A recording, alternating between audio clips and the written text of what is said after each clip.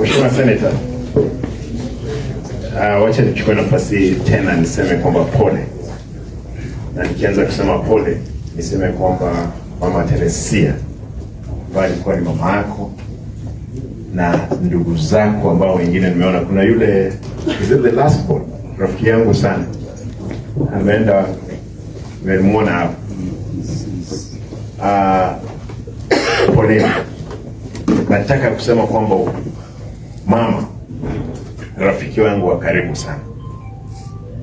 Kila wakati mama angenipigia simu, alikuwa anataka tuonane, lakini mwisho wakati aliongelesha akiwa in the US.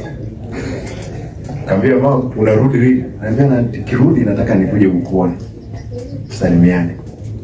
Kwa hivyo mama amekuwa ni mtu mjasiri, na tumepoteza mama ambaye ni nguzo ya jamii, lakini tukubaliane kwamba ameishi katika miaka yake, na the only thing we are celebrating of our life.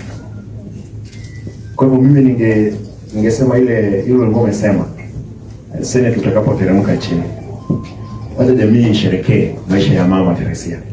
Watu wakule ng'ombe, wakule mbuzi, kuku hapo, tujue kwamba mama wa senator, na sio senator peke yake, sasa amekuwa